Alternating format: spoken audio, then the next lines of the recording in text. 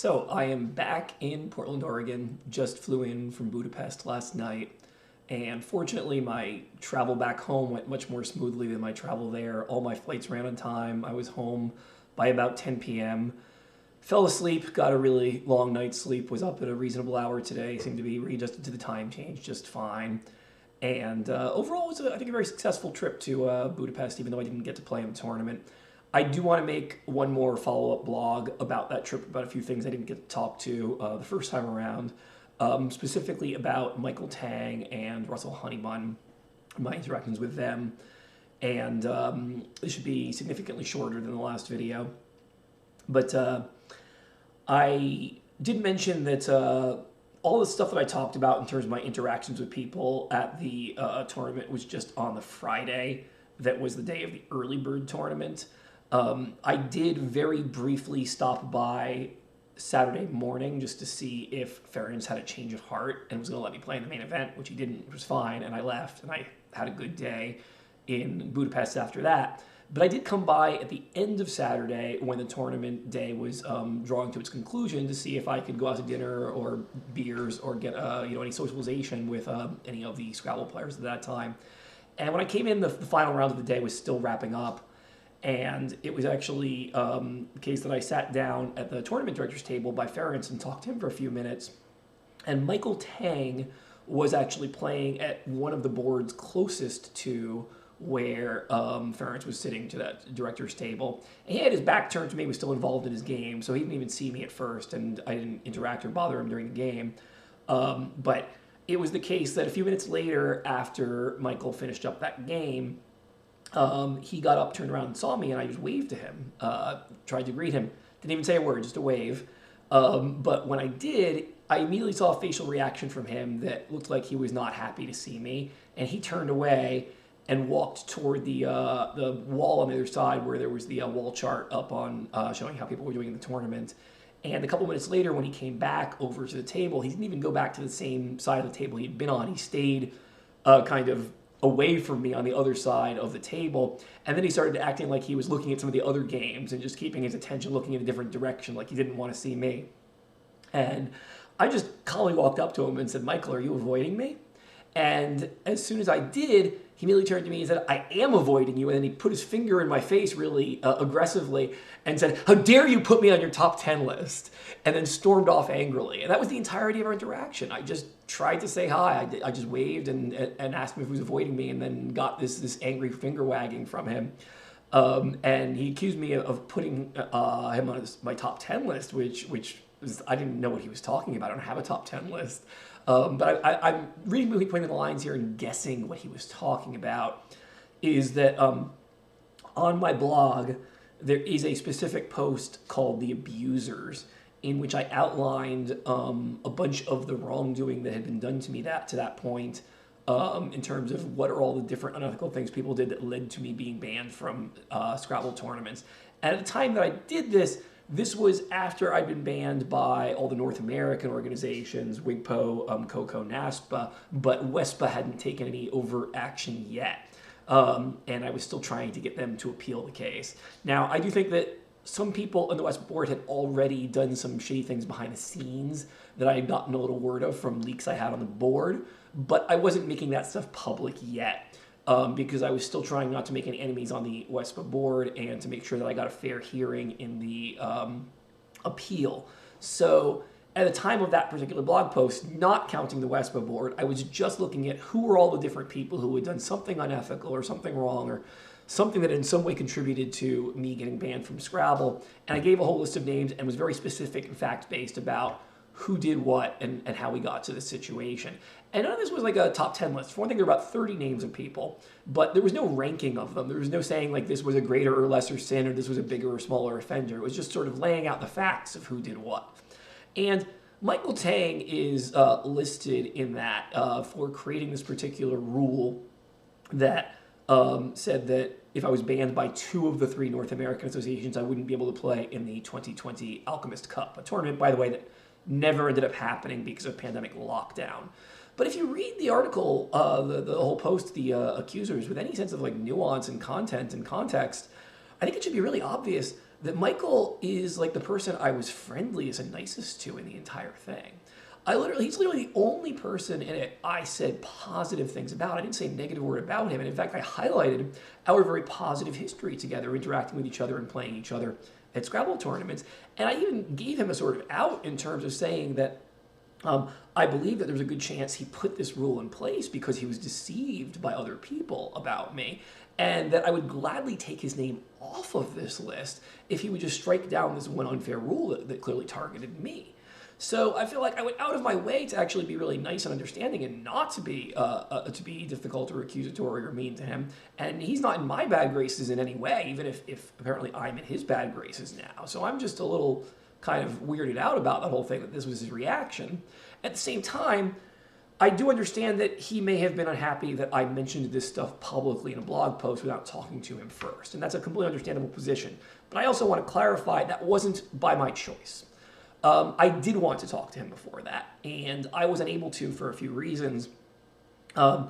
Is that you have to understand that most of this time was when my legal case was still ongoing. I think this final post of the abusers was actually very shortly after it had gotten thrown out, but when I first mentioned him and the rule in the post called The Scapegoat was actually a press release, basically, that my lawyer had actually vetted.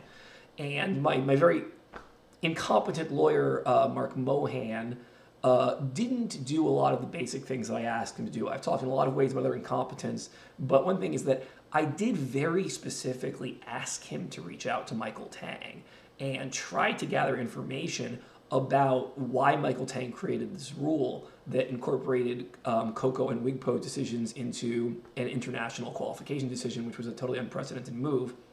And I had made no assumption that Michael was going to be either friendly or hostile about this. But I thought it was much better that my lawyer reach out to him than I did, and my lawyer just didn't do the job. He never, despite repeated pleas on my insistence, he never ever took the time to reach out to Michael.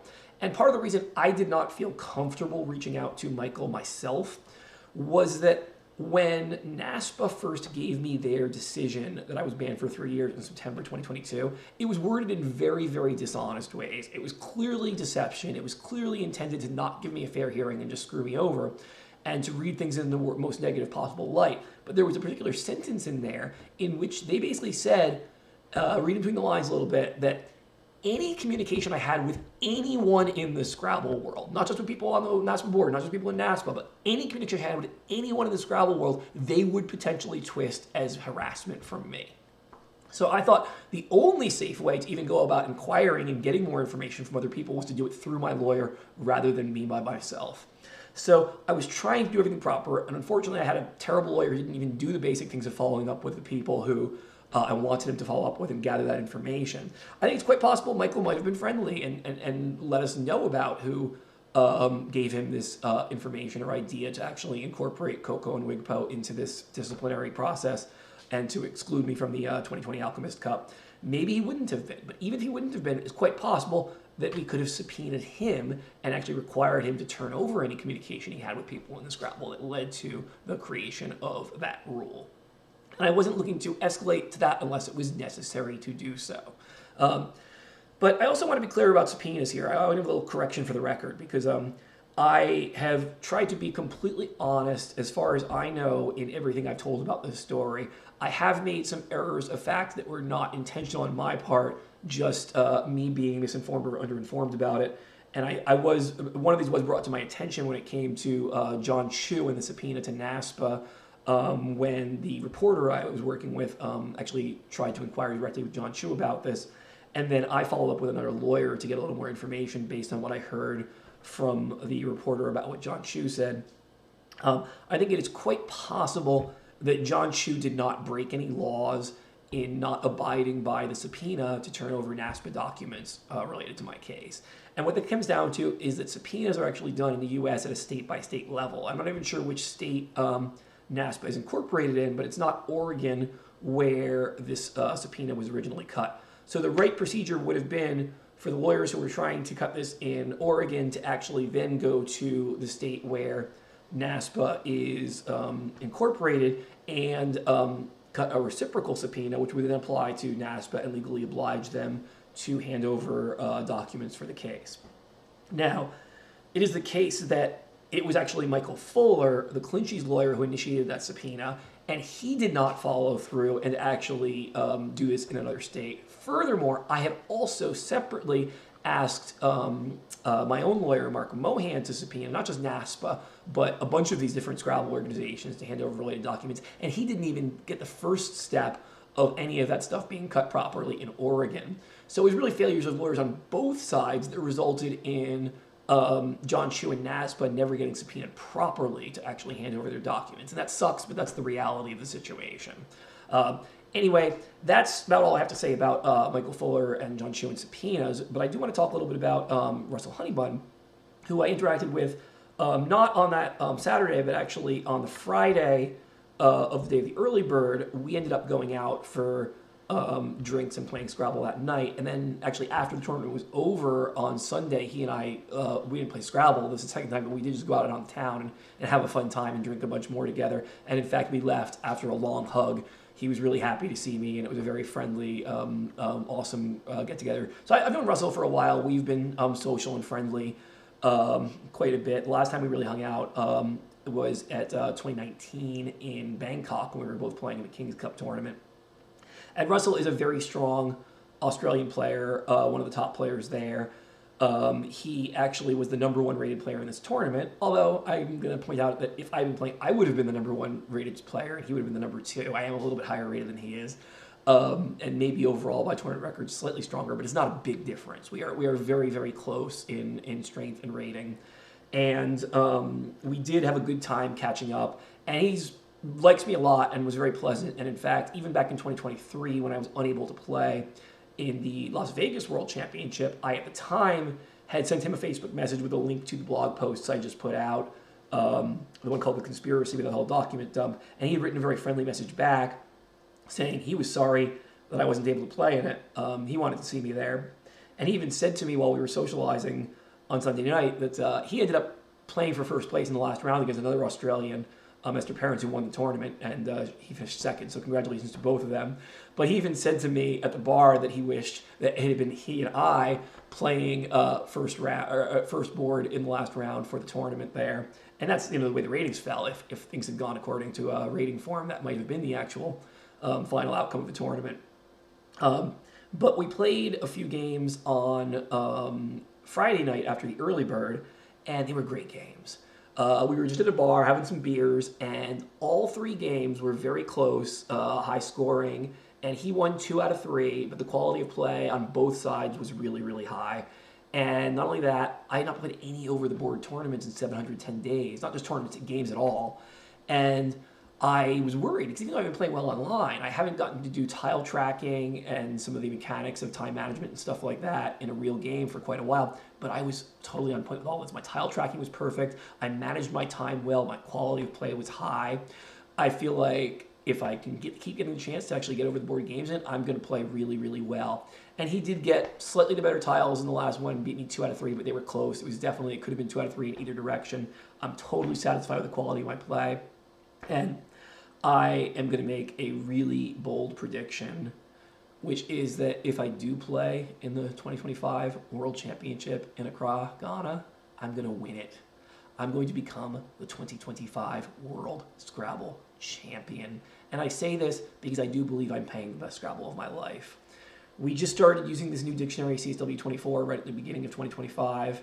And I have, in that last year of study, done a comprehensive review of all of the 4, 5, 7, and 8 letter long words. I've not quite finished the 6s yet. I've gotten maybe somewhere between halfway and 2/3 there, but I'm definitely going to be all the way through the 6s and maybe even deeply into the 9s too by the time of the World Championship in Accra. I believe I'm at my peak powers right now in terms of my dictionary knowledge, in terms of my ability to play this game. And at the same time, I know it is foolish and brash to guarantee that you can win a tournament, because even if you play your best A game, you don't always get the tiles to win. Sometimes it just doesn't go your way. But the reason I'm making this prediction is not just because I'm prepared, and it's not just because I believe that I am playing the best Scrabble of my life, but because I believe that the world and the tile gods owe me. Because of everything I've been put through by this community, by the world, for all these years, I believe that fate is on my side this time. I'm going to play awesome Scrabble. I'm going to get the luck I need. I'm going to become the 2025 World Scrabble Champion. And I can handle all the Scrabble parts myself. But the thing I can't handle myself and still need some help from other people in the community is actually getting into the damn tournament. I need action by other people to make sure that I do play in the 2025 World Scrabble Championship at Accra. And I am going no matter what. So here's my first official step I'm taking. This has been my travel wallet for over a decade. It's a really nice one. It's like oversized. It's got a nice pocket to fit my passport in it. And unfortunately, the leather has just started to get worn out. This is actually very recent, really just in the last trip or so that it's gotten beaten up, but it was a great passport wallet for a long time. But I got a new one. It's not really a full wallet, just a little passport cover right here at a kind of outdoor market in Portland, and it's got a map of West Africa, part of it, and actually Ghana right there on this little passport cover that I bought. And in fact, you know what else is in here? Look at this. This little yellow card here is actually my vaccine card showing that I've gotten the yellow fever vaccine, which means I'm eligible to go to Ghana now.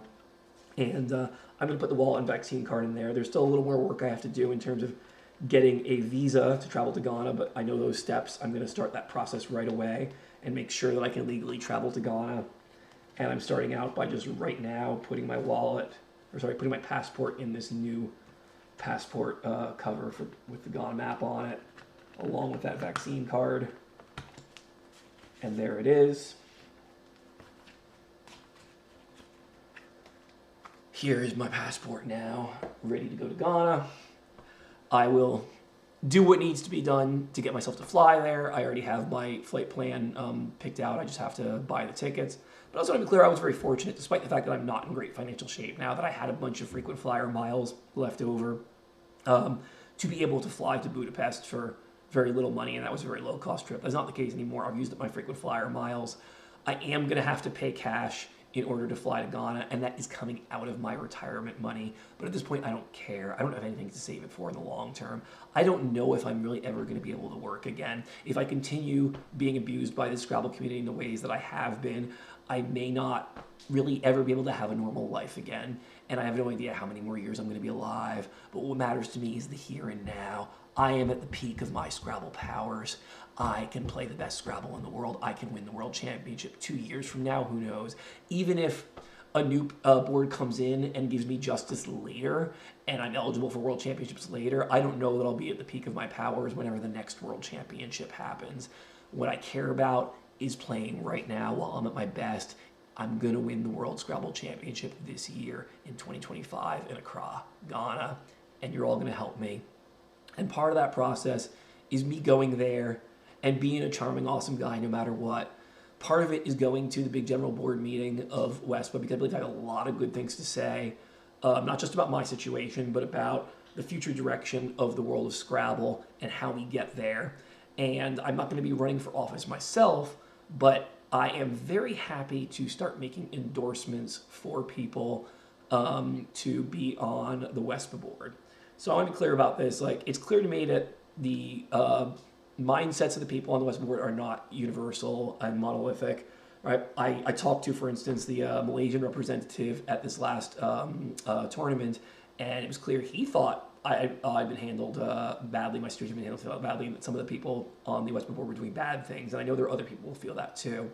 So if anyone who's either on the WESPA board now and wants to run for re-election or is not yet on there and wants to get elected, wants to come to me and have private conversations about what's happening, about what has happened, about who has done the job well and poorly, and about the future directions for Scrabble and how we handle not just my case more justly, but handle the future of Scrabble in a better way. I'm very happy to have those conversations, and I'm very happy to make public endorsements. I'm also happy to do the reverse, to make public statements about who should not be on the WESPA board in the future, based on their bad behavior and intransigence and sticking to it. So I'm going to do whatever I can to be a political force for the change, for the better in WESPA. I'm really looking forward to that meeting, as well as going to the tournament, seeing everybody, and visiting Africa for the first time, something I've been super excited about for a long time. I'll see you all there.